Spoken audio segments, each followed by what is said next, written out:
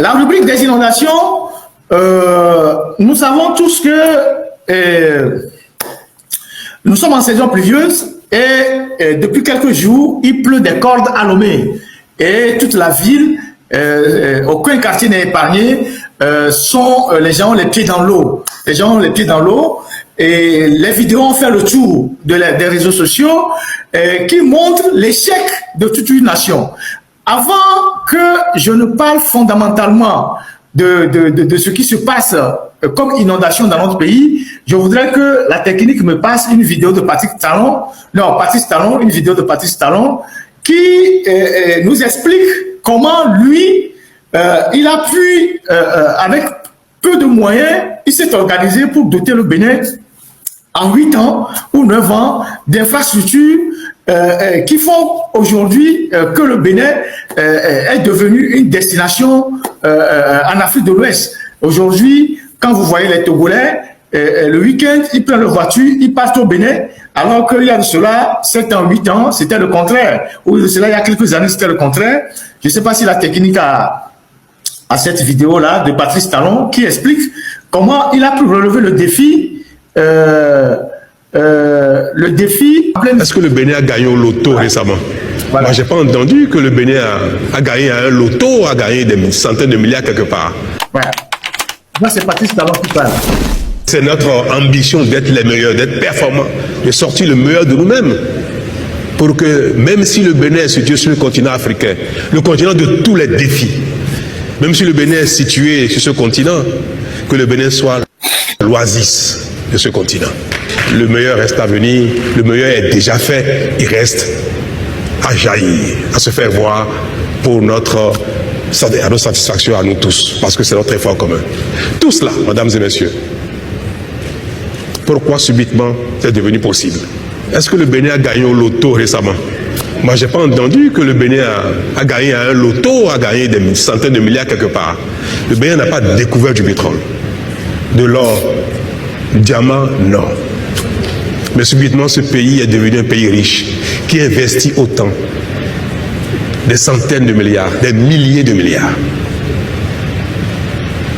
Ça paraît surréaliste. Des choses qui sont, pour un petit peu, visibles. Et pour le maximum, visibles dans quelques mois, dans quelques années. C'est notre effort commun. C'est notre argent. C'est notre argent. C'est vrai, nous allons au financement pour une bonne part. Mais on sait très bien que le monde est de plus en plus exigeant et qu'on ne prête qu'aux riches.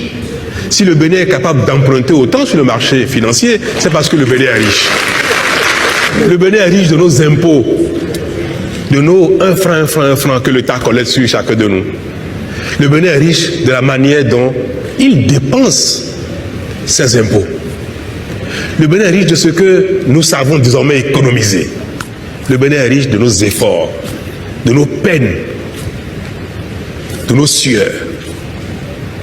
Parce que celui qui est riche, ce n'est pas seulement celui qui, après avoir constaté qu'il a une masse d'argent qu'il met dans sa poche, les dépenses pour son plaisir du jour, pour ses besoins du jour. C'est celui qui sait construire durablement la satisfaction de ses besoins, qui sait construire durablement la satisfaction des besoins de confort et de survie. Et ça, désormais, on sait le faire. Le peu que nous avons, nous savons le gérer avec sérieux, rigueur, parfois même avec un peu de sacrifice, pour satisfaire tous nos besoins, construire le pays, et puis satisfaire après nos besoins de confort. Voilà. Et le miracle, le petit miracle ou le grand miracle béninois, il n'y a pas que moi qui en parle, ou il n'y a pas que Patrice Talon qui explique aux Béninois ce qu'ils font des impôts, qu'ils collectent, les 1 franc, 10 francs, 15 francs qu'ils collectent chez les Béninois, ce qu'ils en font. Et il y a même un ministre, un ministre de Fonds Gnassingbé, à la personne de Robert Doucet, qui a reconnu que le président Talon a transformer de manière structurelle le Bénin. Donc, ce n'est pas Ferdinand qui en parle, ce n'est pas seulement les Béninois qui en parlent, Patrice Talon qui en parle. Il y a au moins un ministre de Faure Gnassingbé qui reconnaît que, au moins au Bénin, il y a quelque chose de fondamental ou quelque chose un grand pas qui a été posé. Alors, quand Patrice Talon parle des impôts qu'ils utilisent pour développer le pays, au Togo, on fait quoi avec les impôts?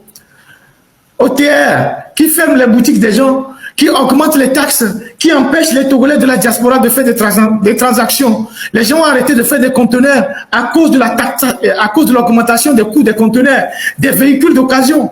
On fait quoi avec ça? Il y a des individus qui s'enrichissent, comme les Tchadiens, et sa bande je sais pas, ses femmes, ses amis et tout ça. D'ailleurs, je vais revenir, il pense que je l'ai oublié, je vais revenir sur le gros dossier de Tchadiens, parce que visiblement, il fait venir des informaticiens d'un pays de la sous-région pour venir nettoyer les serveurs de l'OTR pour faire disparaître certains documents. Je vais revenir là-dessus. Et donc, voilà, les marchés au Bénin ont été modernisés, ont été construits. Il y a un président qui rend compte aux citoyens tous les jours. Il est dans la foule, il est dans la masse, il répond aux questions de tout le monde. Pendant ce temps, au Togo, vous avez un jeune homme qui est là, à la présidence, qui est caché, qui vit dans une bulle. Il a 2 avions, les jets privés. Même pour aller chez lui à Kara, il est obligé d'aller en jet privé. Il est tellement incapable de prendre la route dans son pays pour découvrir les réalités dans lesquelles vivent ses citoyens. Et donc, on a commencé par voir les inondations à Lomé. Si la technique peut me passer les images, les dernières pluies qui sont tombées, et on en a encore pour au moins 3 ou 4 mois, au cours desquels les Togolais auront les pieds dans l'eau, les gens seront des réfugiés dans leur propre pays. Ça, vous avez l'hôpital, le CMS d'Aguenivé. Le CMS d'Aguenivé, vous avez certainement vu cette vidéo-là. Ça, nous sommes dans le CMS d'Aguenivé qui est à Goué, à côté de l'église catholique. Le CMS d'Aguenivé. Regardez comment le CMS d'Aguenivé est inondé à la dernière pluie. Il y a des bébés qui pleurent dans la vidéo. Et ça, c'est Aguenivé. Aguenivé à côté. À côté. Là, au Togo, à côté, à Guenivé. Ça, c'est le CMS d'Aguenivé. Vous voyez l'hôpital? Ça, c'est le personnel de l'hôpital qui ont les pieds dans l'eau. Ça, c'était la dernière pluie. Là, il y a les bébés qui pleurent. Vous voyez les médicaments. Ça, c'est à Lomé, au cœur de la capitale. Au cœur de la capitale. Nous sommes à Lomé, au cœur de la capitale. Vous avez certainement vu ces vidéos sur Internet. Je me permets de vous les projeter encore. Et ça, c'est à Guenivé. On peut avoir d'autres vidéos. Ça, c'est un centre de santé qui est inondé. L'hôpital, le CMS d'Aguenivé. Et là où ils disent même que c'est leur fief, les gens de l'Unir. Ça, nous sommes au marché. Vous voyez le marché? Le marché de Lomé. Vous voyez le grand marché? Quand les dernières pluies, vous voyez le grand marché de Lomé. Les quartiers, le grand marché de Lomé. Regardez la boue dans laquelle les gens marchent. Et ça, nous sommes... C'est-à-dire, le grand marché de Lomé, c'est l'un des poumons de l'économie togolaise. Qu'on dise qu'en 20 ans, non seulement ils ont brûlé les marchés, ils n'ont pas été capables de faire de l'assainissement dans ce petit espace pour permettre aux femmes, aux commerçants, quand il pleut, de vendre en toute tranquillité. Regardez l'état du grand marché de Lomé. C'est ça, Atikou dit. Le grand marché de Lomé. Voilà comment, quand il pleut, dans quelles conditions les gens marchent, les gens vivent, les gens vendent. Ça, c'est au grand marché de Lomé. Les gens trouvent que quand nous demandons des comptes à fort, qu'on lui manque de respect, que nous sommes exigeants. Voilà le grand marché de Lomé. Dans quelles conditions les gens travaillent? Les commerçants, c'est leur lieu de travail. Et c'est le plus grand marché du Togo. Regardez dans quelles conditions les gens sont. Pendant 20 ans, il n'a pas été capable d'assainir un petit espace. Je ne suis même pas sûr que le grand marché de Lomé fait 1 km² ou 2 km². Ils n'ont pas été capables, non seulement d'assainir le grand marché de Lomé, en faisant des canalisations, en faisant des pavés, en faisant des routes. Pour notre, mais en plus, à notre satisfaction à nous tous. Parce que ils c'est ont notre brûlé effort. le marché. Ça fait 13 ans que M. Faure Gnassingbé est incapable de construire un seul bâtiment dans un grand marché pour permettre aux femmes de retourner vendre. Un seul bâtiment, un petit bâtiment au grand marché de Lomé. Ça fait 13 ans.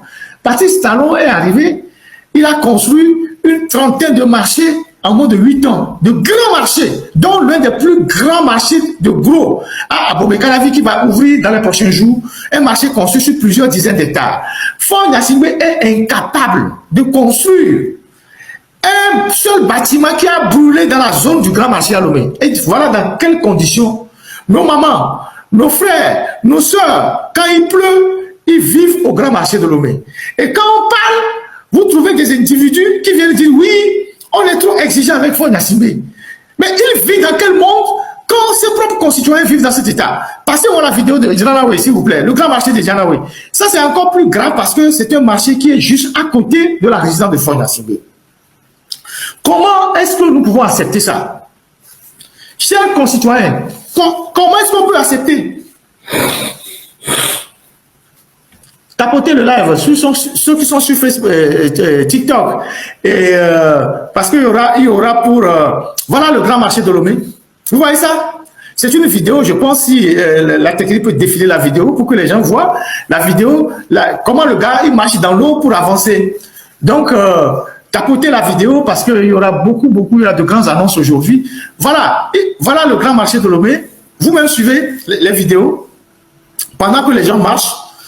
Atikmodi, tout ça, regardez. Et ça,